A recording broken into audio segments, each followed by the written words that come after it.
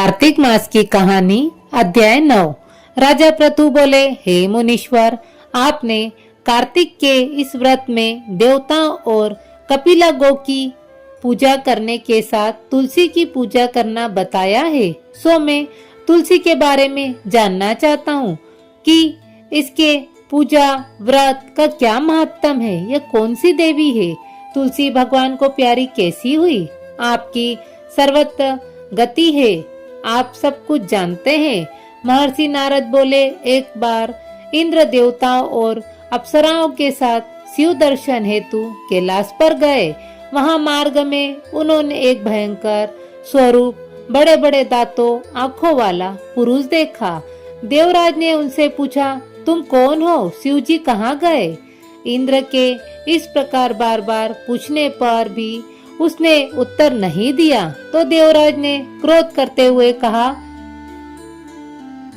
तुमने मेरी बात का उत्तर नहीं दिया है, मुझे तुम्हें व्रज से मारना ही होगा। यह कहकर इंद्र ने अपना व्रज मारा और कहा, दुर्मते, अब तेरी कौन रक्षा करेगा? मैं देखता हूँ। व्रज प्रहार से उस भीमकर्मा के कंठ पर नीलता तो आ गई, किंतु व्रज भस्म हो गया।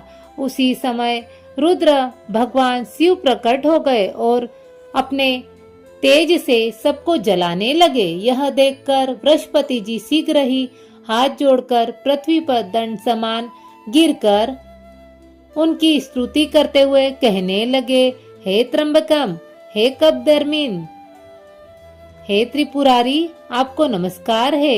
हे त्रिपुर के संहार कर आपके तीनों रूपों को प्रणाम करता हूँ। कृपा कर इंद्र को जीवन दान दीजिए। बृहस्पति जी ने शिव जी की इस प्रकार स्तुति कर आगे कहा कि हे भोलेनाथ, आप इस शरणागत इंद्र की रक्षा और अपने नेत्रों की ज्वाला को शांत करें। तब शिव जी अपनी आंखों की अग्नि को रोकते हुए बोले, यह निकली हुई अग्नि आंखों में तो फिर वापस नहीं आएगी, अतः मैं इसे दूर फेंक देता हूँ। इतना कहकर शिव ने उस अग्नि को समुद्र की ओर फेंक दिया, जो गंगा सागर के संगम पर जाकर गिरी। इस प्रकार शिव जी को शांत होते देख देवराज इंद्र और गुरु बृहस्पति जी को संतोष हुआ।